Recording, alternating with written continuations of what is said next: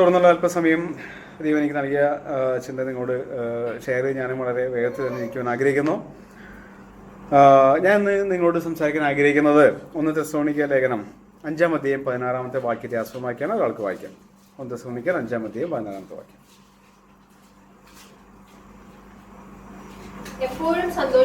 മതി, എപ്പോഴും സന്തോഷിപ്പിൻ അല്ലേ.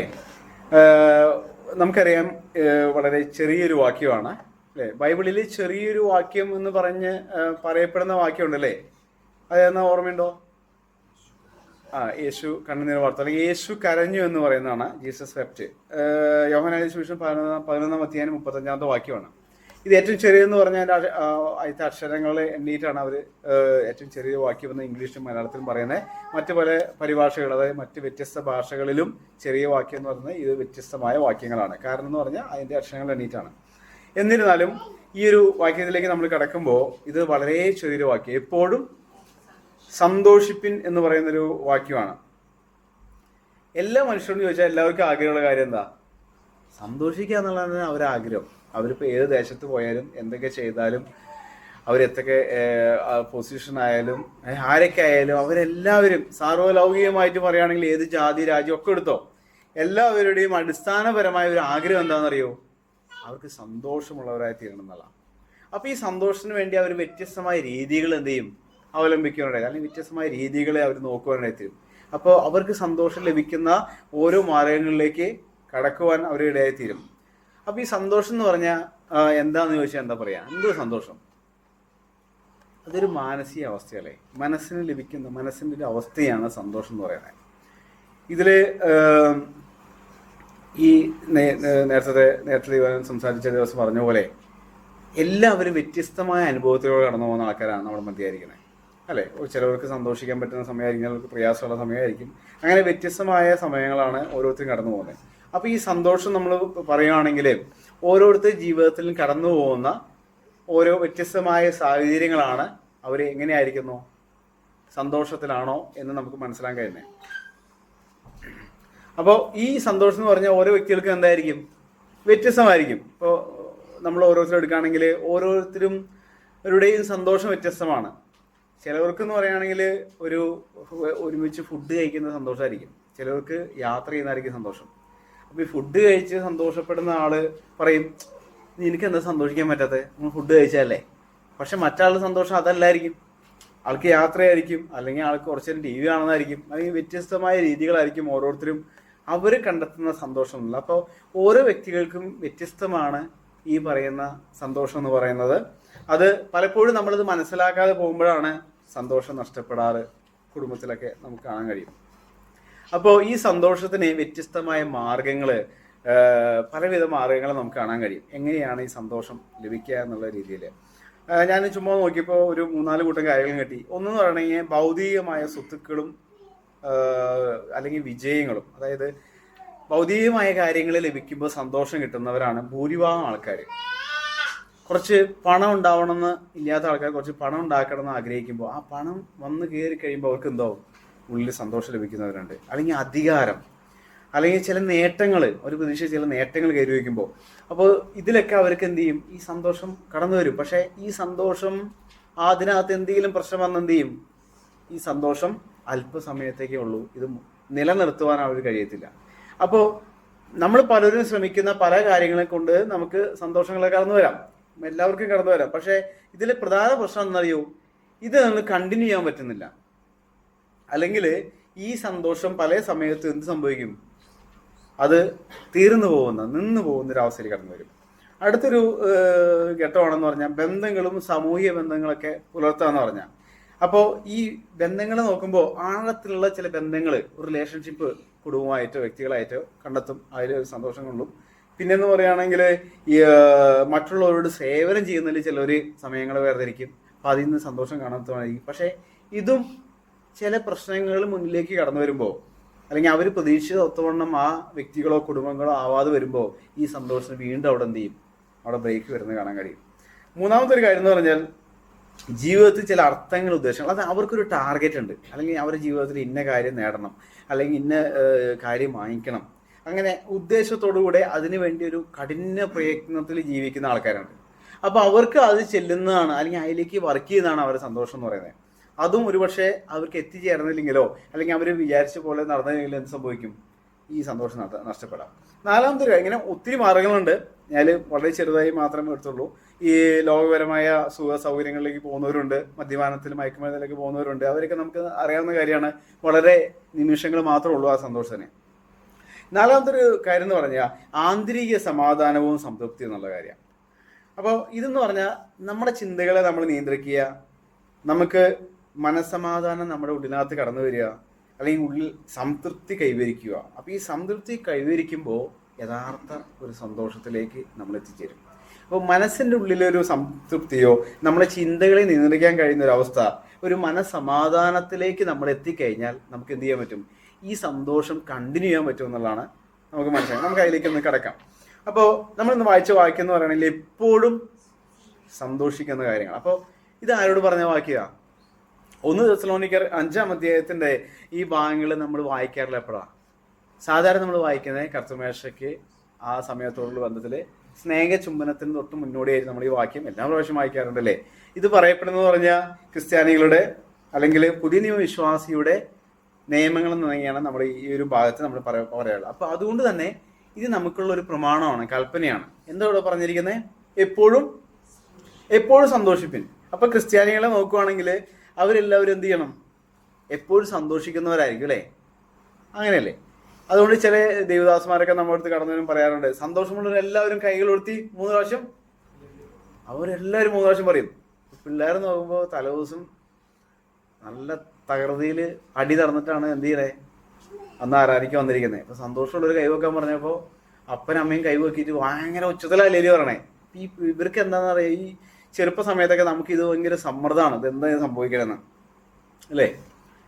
പിന്നെ നമുക്ക് നോക്കുവാണെങ്കിൽ നേരത്തെ കണ്ട പോലെ ദുഃഖത്തോടായിരിക്കുന്ന ചിലവുണ്ടായിരിക്കും. നമുക്ക് ഹന്നയെ കുറിച്ച് നോക്കുമ്പോൾ നമുക്കറിയാലേ, പെരീനയുടെ കുത്തുവാക്കുകൾ സഹിക്കുക വയ്യാതെ ഹന്ന എവിടെ ചെന്നിരിക്കുക?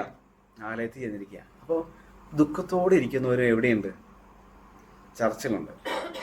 അപ്പോൾ എനിക്കതിൽ എനിക്ക് മനസ്സിലാവാതെ പോയ അല്ലെങ്കിൽ എന്നെ അതിശയിപ്പിച്ചൊരു കാര്യം എന്ന് പറഞ്ഞാൽ ഏലിയെ കുറിച്ചാണ്. ഏലി എന്താ ചോദിക്കണേ?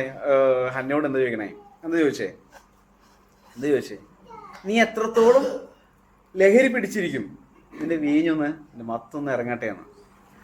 അത് നിങ്ങൾ ആ കാലഘട്ടത്തിലെ ഒരു പരിസ്ഥിതി അല്ലെങ്കിൽ ഒരു സാഹചര്യം നോക്കിയേ. ഇന്നാണ് നമ്മളിങ്ങനെ ഇരിക്കാണ്ട് നമ്മൾ പാസ്റ്റർ പറയാ, ഏലിയമ്മച്ചോട് പറയാ, എത്രത്തോളം ഇങ്ങനെ ലഹരി പിടിച്ചിരിക്കുക, മത്തൊന്ന് ഇറങ്ങട്ടെ എന്ന് പറഞ്ഞാലുള്ള അവസ്ഥ ആലോചിച്ചേക്ക്. അപ്പോൾ ആ കാലഘട്ടത്തിലേക്ക് ജനം കടന്നുപോയ അല്ലെങ്കിൽ സ്ത്രീകളൊക്കെ കടന്നുപോയ ഒരു അവസ്ഥ അല്ലാണ്ട് ചുമ്മാതെ വെറുതെ പറയുന്ന കാര്യമില്ലല്ലോ. അതുപോലെ കുറെ ആൾക്കാർ ഉള്ളതുകൊണ്ടല്ലേ അങ്ങനെ പറഞ്ഞേ അല്ലേ. അപ്പൊ നോക്കിയേ, എനിക്ക് വളരെ അതിശയകരമായി തോന്നി ആ എനിക്ക് അങ്ങനെ പറയാൻ കഴിഞ്ഞതും അതിൽ നിന്ന് നമുക്ക് പല കാര്യങ്ങളും മനസ്സിലാക്കാം. രണ്ടാമത്തെ ഒരു കാര്യം എന്താണെന്ന് അറിയോ? ദൈവസന്നിധിയിൽ കടന്നു വന്ന ഹന്നയെ കുറിച്ചാണ്. അത് ഈ വിഷയം അല്ലെങ്കിൽ ഞാൻ സൂചിപ്പിച്ച് കടന്നു പോവാം. താൻ ദൈവസന്നിധിയിൽ കടന്നു വന്ന് കരഞ്ഞപ്പോൾ താൻ ചുറ്റുപാടുകൾ നോക്കിയില്ല. ആൾക്കാർക്ക് തോന്നിയത് മത്ത് പിടിച്ചിരിക്കാന്നുള്ളതാണ്. തനിക്കത് പ്രശ്നമല്ല. എന്തായിരുന്നു എൻ്റെ പ്രശ്നം? തൻ്റെ ഹൃദയം പകരുക എന്നുള്ളതാണ്. ദൈവസന്നിധിയിൽ നമ്മൾ കടന്നു വരുമ്പോൾ മറ്റുള്ളവർ എന്ത് കാണും, അവരെന്ത് ധരിക്കും എന്ന് വിചാരിച്ച് നമ്മളൊന്നും ചെയ്യേണ്ട ആവശ്യമില്ല. പക്ഷെ അവർ കാണിക്കാൻ വേണ്ടി നമ്മൾ ഒരു അഭിപ്രായങ്ങളും കാണിക്കേണ്ട കാര്യമില്ല. പക്ഷെ നമ്മുടെ ഉള്ളിനകത്തുനിന്ന് ദൈവസന്നിധിയിലേക്ക് കൊടുക്കുന്നെങ്കിൽ ആൾക്കാർ എന്ത് വേണമെങ്കിൽ പറഞ്ഞോട്ടെ, അത് പ്രശ്നമല്ല. അത് കാണുന്ന ഒരു ദൈവം ഉണ്ടെന്ന് നമുക്ക് മനസ്സിലാക്കാം. അപ്പോൾ നമ്മുടെ ജീവിതത്തിൽ നോക്കുകയാണെങ്കിൽ ഈ ഒരു നദി പോലെയാണ്. നദി എന്ത് ചെയ്യും? വളരെ ശാന്ത സുന്ദരമായിട്ട് ഇങ്ങനെ ഒഴുകിക്കൊണ്ടിരിക്കുക അല്ലേ. സന്തോഷം എങ്ങനെയാണ് അല്ലേ? പലപ്പോഴും നമ്മളെല്ലാം സെറ്റ് ചെയ്ത് ഇങ്ങനെ സന്തോഷകരമായി ഒഴുകുമ്പോൾ ഒരു കല്ലോ ഒരു മരത്തടിയോ വന്നിട്ട് നദിയിൽ കുറയോ വന്നിപ്പെടും. അപ്പോൾ എന്ത് ചെയ്യും? അതിൻ്റെ ഒഴുക്ക് എന്ത് ചെയ്യും? അത്ര നാൾ ജീവിതം എല്ലാം അവിടെ പോയി, പിന്നെ വീണ്ടും ഒന്നേന്ന് പറഞ്ഞ് പലപ്പോഴും ഈ ഒരു അവസ്ഥയാണ്. പക്ഷെ നമ്മോട് പറഞ്ഞിരിക്കുന്നത് എന്താ? എപ്പോഴും സന്തോഷിക്കാനാണ് വന്നിരിക്കുന്നത് അല്ലേ. എപ്പോഴും സന്തോഷിക്കാൻ പറ്റുമോ? പറ്റും. നമ്മൾ പറഞ്ഞു എപ്പോഴും സന്തോഷിക്കാനാണ്. ഈ കുടുംബങ്ങളും വ്യക്തികളൊക്കെ എടുത്ത് ചോദിച്ചു കഴിഞ്ഞാൽ നിങ്ങൾ സന്തുഷ്ടരാണോ എന്ന് ചോദിച്ചു കഴിഞ്ഞാൽ അവരെന്ത് പറയും? ഉറപ്പോടെ പറയാൻ പറ്റും ഞാൻ സന്തോഷമാണെന്ന് പറയാൻ പറ്റുന്നു. എത്ര പേരെ കാണാൻ കഴിയും അല്ലേ? ഇപ്പോൾ പുതിയ ആൾ കല്യാണം കഴിക്കാനൊക്കെ പോകുമ്പോൾ അവരോട് പറഞ്ഞേ, ഞാൻ കേട്ടെന്ന് പറഞ്ഞാൽ ഒരു 99.9% ആൾക്കാർ പറഞ്ഞിരിക്കണേ പെട്ടു, കാര്യം തീരുമാനമായി, ഇങ്ങനെയൊക്കെ പറഞ്ഞല്ലേ. പക്ഷെ സന്തോഷമാണ് നീ കാര്യത്തിൽ കയറുന്നു പറഞ്ഞു കേട്ടിട്ടുണ്ട് ആരെങ്കിലും? വളരെ അപൂർവം. എനിക്കറിയില്ല, അങ്ങനെ ഞാൻ എൻ്റെ ശ്രദ്ധയിൽ അങ്ങനെ പെട്ടിട്ടില്ല. നമ്മളങ്ങനെ ആണെങ്കിൽ മാറ്റുവാനിടയായിത്തീരുന്ന ഇനി നമ്മുടെ ചിന്താഗതികൾ മാറുവാൻ ദൈവം സഹായിക്കട്ടെ. അപ്പോൾ എപ്പോഴും സന്തോഷിക്കാനാണ് പറഞ്ഞിരിക്കുന്നത് അല്ലേ? അപ്പോൾ ദൈവവചനത്തിൽ എപ്പോഴും സന്തോഷിക്കാൻ പറഞ്ഞത് എന്താണെന്ന് നമ്മൾ ആദ്യം ഒന്ന് പരിശോധിക്കാൻ പോകാം. ഒന്ന് രണ്ട് വാക്യങ്ങൾ നമ്മൾ ചിന്തിച്ചിട്ട് എന്താണ് ദൈവത്തിൽ എപ്പോഴും സന്തോഷിക്കാൻ പറഞ്ഞത് നോക്കാം. യാക്കോബ് എഴുതിയ ലേഖനം 1-ാം അധ്യായം 2-3 വാക്യങ്ങൾക്ക് വായിക്കാം.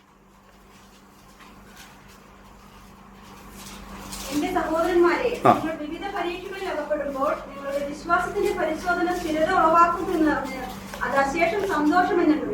ഇവിടെ നോക്കിയേ, എന്റെ സഹോദരന്മാരെ, നിങ്ങളുടെ വിവിധ പരീക്ഷകളിൽ അകപ്പെടുമ്പോൾ നിങ്ങളുടെ വിശ്വാസത്തിന്റെ പരിശോധന സ്ഥിരത ഉളവാക്കുന്നു. നോക്കിയേ, പരീക്ഷകൾ കടന്നു വരെ ജീവിതത്തില് ഈ പരീക്ഷ കടന്നു വന്ന് പരിശോധന കടന്നു വരുമ്പോൾ സന്തോഷം ആരും പറയത്തില്ല. പരീക്ഷകൾ നമുക്ക് ബുദ്ധിമുട്ടുള്ള സംഗതിയാണ്. അല്ലെങ്കിൽ പരിശോധനകളൊക്കെ വരുമ്പോൾ നമ്മളെ പരിശോധിക്കാൻ അല്ലെങ്കിൽ നമ്മൾ പരിശോധനയുടെ ഘട്ടത്തിൽ കടന്നു പോകുമ്പോൾ നമുക്ക് പ്രയാസമുള്ള സംഗതിയാണ്. പക്ഷെ ഇവിടെ ദൈവത്തിൽ പറയാം, അത് നിങ്ങൾക്ക് എന്ത് ചെയ്യണം? സന്തോഷമെന്ന് അത് എണ്ണണം. അപ്പോൾ ദൈവാന്തത്തിൽ പറഞ്ഞിരിക്കുന്ന സന്തോഷം എന്ന് പറഞ്ഞാൽ ചുരുക്കൊറ്റ വാദത്തിൽ പറയുകയാണെങ്കിൽ ലോകം വിചാരിക്കുന്ന, ലോകം കരുതുന്ന ഒരു സന്തോഷത്തെ കുറിച്ചല്ല. ആമേൻ. പരീക്ഷകളും പരിശോധനകളും ലോകം പറയുമോ സന്തോഷം എന്ന് പറയൂ? ഇല്ല. ദൈവം പറഞ്ഞു ഇത് നിങ്ങൾ എന്താ എണ്ണാൻ? സന്തോഷമായി എണ്ണാം. ഒരു വാക്യം വാക്യം എബ്രായ ലേഖനം 12-ാം അധ്യായം 2-ാം വാക്യം. വിശ്വാസത്തിന്റെ നായകനും പൂർത്തിവരുത്തുന്നവനുമായ യേശുവിനെ നോക്കുക. തന്റെ മുമ്പിൽ വച്ചിരുന്ന സന്തോഷമോർത്ത് അവൻ അപമാനം അലക്ഷ്യമാക്കി ക്രൂശിനെ സഹിക്കുകയും ദൈവസിംഹാസനത്തിന്റെ വലതുഭാഗത്തിരിക്കുകയും ചെയ്തു. നോക്കിയേ, യേശു ക്രിസ്തു പറയുന്ന ഒരു ഭാഗമാണ്, വളരെ മനോഹരമായ ഭാഗം. ഇവിടെ നോക്കിയേ, വിശ്വാസത്തിന്റെ നായകനും പൂർത്തി വരുത്തുന്നതിനുമായ യേശുവിനെ നോക്കുക. തന്റെ മുമ്പിൽ വെച്ചിരുന്ന സന്തോഷം ഓർത്ത് അവൻ എന്ത് ചെയ്തു? അപമാനം അലക്ഷ്യമാക്കി ക്രൂശിനെ സഹിച്ചു. അപമാനം ജീവിതത്തിൽ കടന്നു വരുമ്പോൾ സന്തോഷം എന്ന് പറയുമോ? ക്രൂശ്, കഷ്ടതയുടെ മറ്റുള്ളവർക്ക് വേണ്ടി വഹിക്കുന്ന ചില പ്രയാസങ്ങൾ കൂടെ നമ്മൾ കടന്നു പോകുമ്പോൾ നമ്മൾ സന്തോഷം എന്ന് പറയുമോ? നമ്മൾ വിചാരിക്കുന്ന സന്തോഷത്തൊന്നല്ല അല്ലേ? ഇവിടെ പറഞ്ഞിരിക്കുക, തൻ്റെ മുമ്പിൽ വെച്ചിരിക്കുന്ന സന്തോഷം ഓർത്ത് എന്ത് ചെയ്തു? താൻ അപമാനം സഹിക്കുവാനായിത്തീർന്നു. താൻ ക്രൂശിനെ എന്ത് ചെയ്തു? സഹിക്കുക. അപമാനം അലക്ഷ്യമാക്കി ക്രൂശിനെ സഹിക്കുവാനായിത്തീർന്നു. അപ്പോൾ സന്തോഷം എന്ന് പറഞ്ഞ ഒറ്റ വായത്തിൽ ഇങ്ങനെ പറയാൻ പറ്റും, പരീക്ഷകൾ, അപമാനം, ക്രൂശ്, ഇതൊക്കെ എന്തായി കാണാൻ കഴിയും? ദൈവവചനം പറഞ്ഞ സന്തോഷമായി കാണാൻ കഴിയും. എന്നാൽ ലോകം, മറ്റുള്ളവരൊക്കെ പറയുന്ന സന്തോഷം എന്താ? ആശ്വസിക്കുക, തിന്നുക, കുടിക്കുക, ആനന്ദിക്കുക എന്നുള്ള കാര്യങ്ങളൊക്കെയാണ്. അത് ആരാ പറയണേന്ന് നമ്മൾ പറയാൻ കഴിയും. ലൂക്കോസ് എഴുതിയ സുവിശേഷം 12-ാം അധ്യായം 19 വാക്യം വായിച്ചത്. ലൂക്കോസ് 12:19.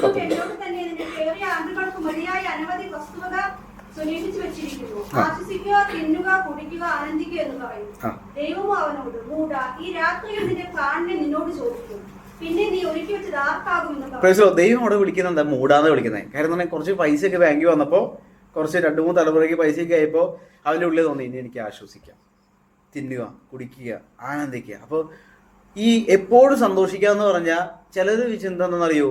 ലെറ്റ്സ് എൻജോയ്, അല്ലെങ്കിൽ നമ്മൾ സെലിബ്രേറ്റ് ചെയ്യുക, നമ്മൾ ലോകക്കാർ ചെയ്യുന്ന പോലെ നമ്മൾ കുറേ അടിച്ചുപൊളി, പുതിയ വാക്കുന്ന അടിച്ചുപൊളി, ഇതാണ് സന്തോഷം. നമ്മൾ ക്രിസ്ത്യാനികൾ ഇങ്ങനെ അടിച്ചുപൊളിക്കുന്നവരായി തീരണം, ഇങ്ങനെ സന്തോഷിക്കുന്നവരാണ് എന്നുള്ളതാണ്. പക്ഷെ അവരെക്കുറിച്ച് വിളിക്കുന്ന കാര്യം എന്താ? മൂടാന്നാണ് വിളിക്കുന്നത്. ഇനി നമുക്ക് നോക്കുകയാണെങ്കിൽ ഈ ഒരു സന്തോഷത്തെ ഒത്തിരി നന്നായി ഒന്നും കൂടി, ഇപ്പം നമ്മൾ എപ്പോഴും സന്തോഷിക്കാന്നല്ല പറഞ്ഞിട്ടുള്ളൂ, അത് ഒന്നും കൂടി വിശദീകരിക്കുന്ന ഒരു കാര്യമുണ്ട്. ഫിലിപ്പിയ ലേഖനം 4-ാം അധ്യായം 4-ാം വാക്യമാണ്. അതൊന്ന് വായിച്ചത്. ഇവിടെ സന്തോഷം 2 പ്രാവശ്യം പറഞ്ഞിരിക്കുക. ഒരു പ്രാവശ്യം മാത്രമല്ല, 2 പ്രാവശ്യം അല്ലേ? സന്തോഷിപ്പിൻ. അതെ, അവൻ പറഞ്ഞൊരു പ്രത്യേകതയുണ്ട്. ഒരു കാര്യം കൂടി അതിന് മുന്നിൽ ചേർത്തു. എന്ത് ചെയ്യണ്ടേ? കർത്താവിൽ എപ്പോഴും എന്ത് ചെയ്യണം? സന്തോഷിക്കണം. സന്തോഷിപ്പിൻ എന്ന് ഞാൻ പിന്നെയും പറയുന്നു. അപ്പോൾ ഭാഗ്യമായ സാഹചര്യങ്ങളെ നോക്കി സന്തോഷിക്കുവാനല്ല അവിടെ പറയുന്നേ. അത് നിങ്ങൾക്ക് സന്തോഷമാണെന്നല്ലേ? കർത്താവിൽ എന്ത് ചെയ്യണം?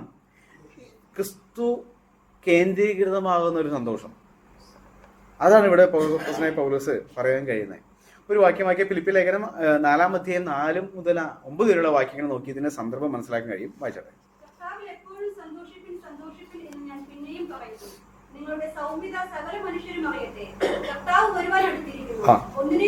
നോക്കി, ഒന്നിനെ കുറിച്ച് എന്ത് ചെയ്യരുത്? അപ്പൊ അതിന്റെ അർത്ഥം വിചാരിക്കാൻ പെടുന്ന കുറച്ച് കാര്യങ്ങൾ ഉണ്ടെന്നുള്ള. നമുക്ക് വിചാരിച്ച് നമ്മൾ പ്രശ്നത്തിലേക്ക് എത്തുന്ന കുറച്ച് കാര്യങ്ങളുണ്ട്. പക്ഷെ ഇവിടെ പറയാം, ഒന്നിനെ കുറിച്ചും വിചാരപ്പെടരുത്. പ്രാർത്ഥനയായാലും അപേക്ഷയാലും എന്ത് ചെയ്യണം? നിങ്ങളുടെ ആവശ്യങ്ങൾ നിങ്ങൾ സ്തോത്രത്തോടെ. അപ്പോൾ ഇവിടെ നോക്കിയേ, പ്രശ്നങ്ങൾ കടന്നു വരുമ്പോൾ, നിങ്ങളുടെ ചിന്താകുലങ്ങൾ കടന്നു വരുമ്പോൾ നിങ്ങൾ എന്ത് ചെയ്യാനാണ് പറഞ്ഞിരിക്കുന്നത്? നിങ്ങൾ അതിനെക്കുറിച്ച് വിചാരപ്പെടാതെ പ്രാർത്ഥനയോടുകൂടെ സ്തോത്രത്തോടുകൂടെ എന്ത് ചെയ്യണം? അപേക്ഷയോടുകൂടെ സ്തോത്രത്തോടുകൂടെ ദൈവത്തോട് ഇനി അടുത്ത വാക്യം വായിച്ചു. എന്നാൽ സകല ബുദ്ധിയെയും കവിയുന്ന ദൈവസമാധാനം നിങ്ങളുടെ ഹൃദയങ്ങളെയും നിലവുകളെയും സുസ്ഥിരീകരിച്ചുവിങ്കൽ കാക്കും. ഇതാണ് നമ്മുടെ സന്തോഷം. ഇങ്ങനെ ഒരു സിറ്റുവേഷനിൽ കൂടെ കടന്നു പോകുമ്പോൾ സകല ബുദ്ധിയെയും കവിയുന്ന ദൈവസമാധാനം, അല്ലേ?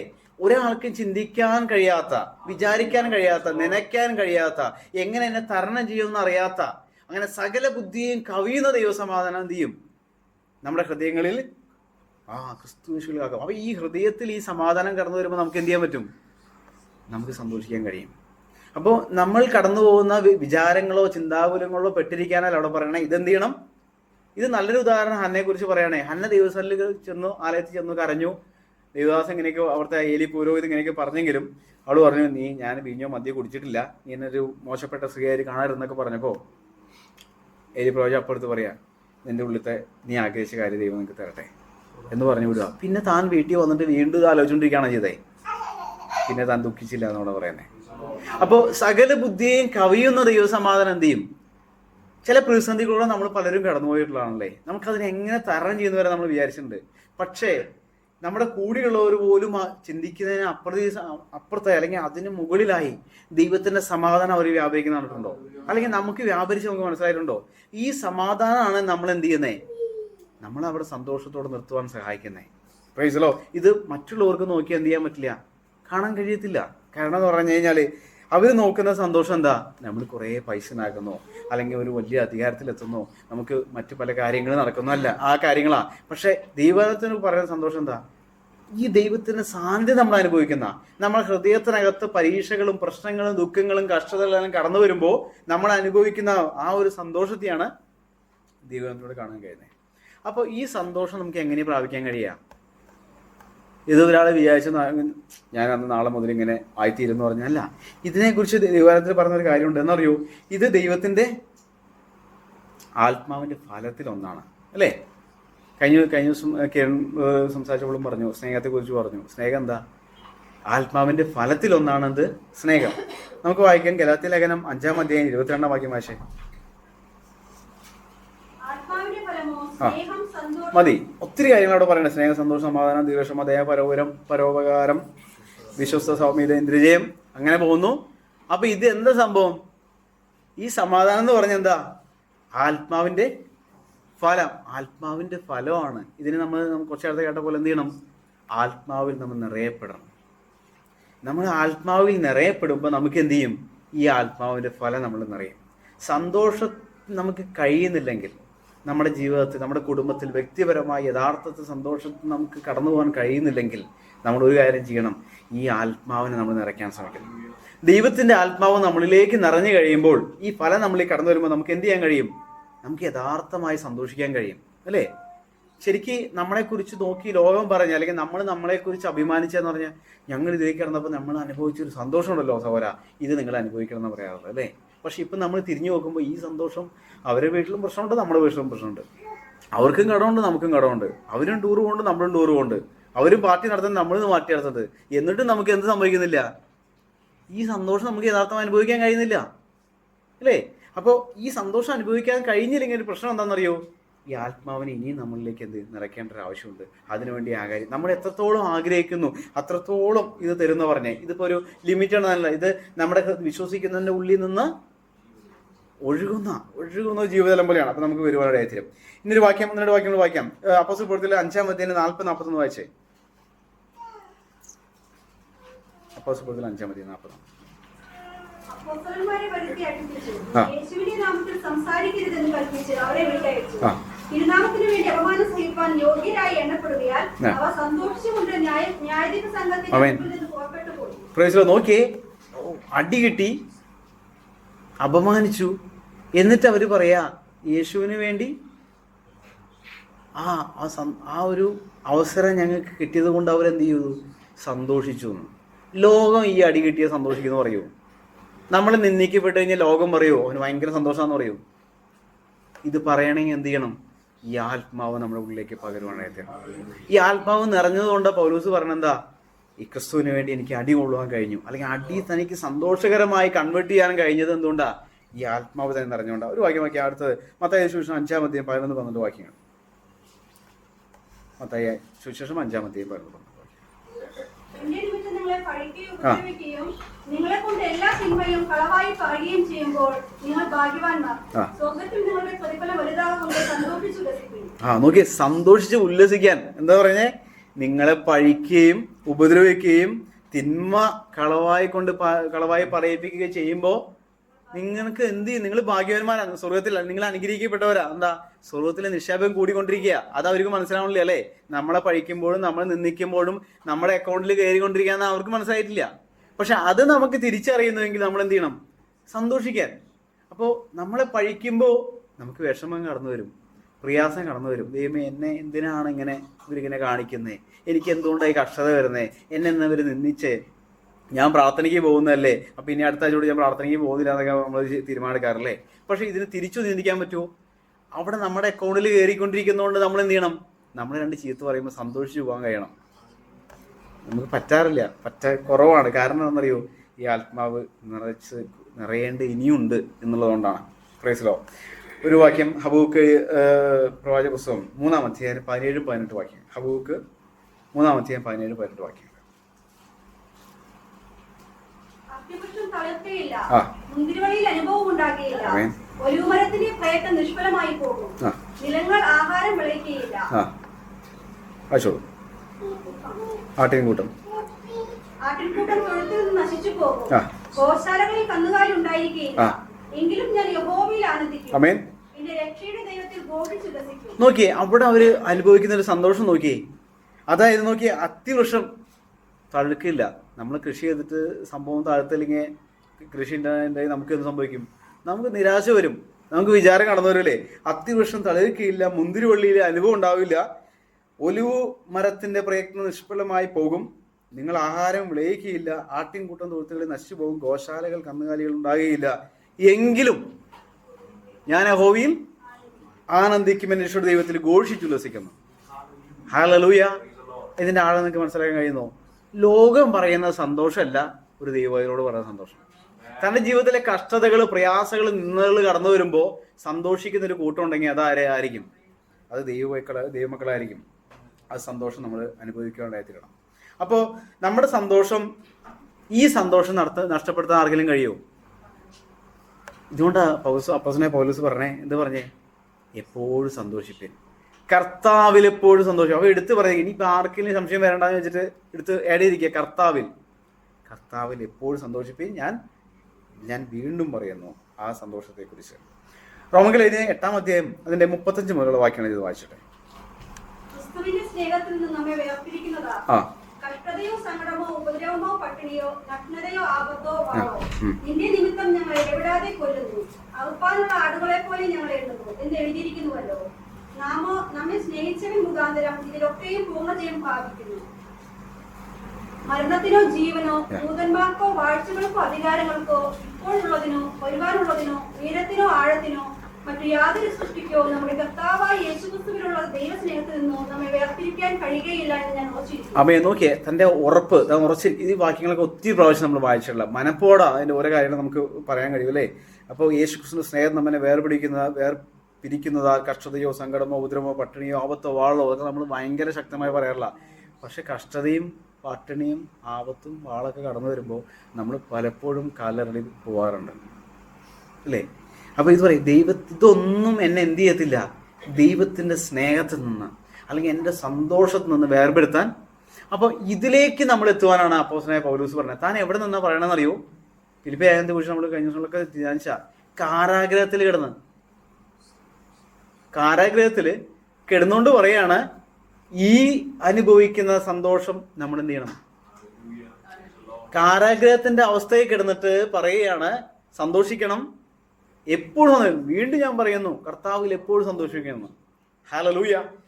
തൻ്റെ ജീവിതത്തിലെ നമ്മൾ ഉദ്ദേശിക്കുന്ന, നമ്മൾ ഓടുന്ന പലതിനെയും വിട്ടുകളഞ്ഞ് ലോകപരമായ സൗഭാഗ്യങ്ങളും സമ്പത്തുകളും പദവികളും പ്രൈസിലും അതെല്ലാം വിട്ടുകളഞ്ഞ് ക്രിസ്തുവിൻ്റെ വേണ്ടി ക്രൂശ് ചുമന്ന് ഇറങ്ങിയ അപ്പോസ്തലനായ പൗലോസ് പറയുക, താൻ കാരാഗ്രഹത്തിൽ കിടക്കുമ്പോൾ തനിക്കത് നിരാശയായില്ല, തനിക്കത് നഷ്ടബോധമായില്ല, അല്ലെങ്കിൽ പരാജയമെന്ന് എനിക്ക് തോന്നിയില്ല. അവിടെ നിന്നും കഴിഞ്ഞ സാമ്പച്ചൻ പറഞ്ഞു, ഈ ദേവദാസന്മാർ പരാജയമാണെന്ന് തോന്നിയേക്കാം, പക്ഷെ പിന്നെ മനസ്സിലായി ഇത് പരാജയമല്ല. ലോകപരമായ പലതും അവർക്ക് നേടാൻ കഴിയായിരുന്നു, പ്രൈസിലോ. പക്ഷെ ഇപ്പോ അവര് അനേകർക്ക് പറഞ്ഞു കൊടുത്ത ആ ഒരു വചനം ഉണ്ടല്ലോ, ഹല്ലേലൂയ, അവര് സമ്പാദിച്ചതിന്റെ ഒരു അക്കൗണ്ട് നോക്കുകയാണെങ്കിൽ അതിന്റെ എത്ര വലുതായിരിക്കും അല്ലേ?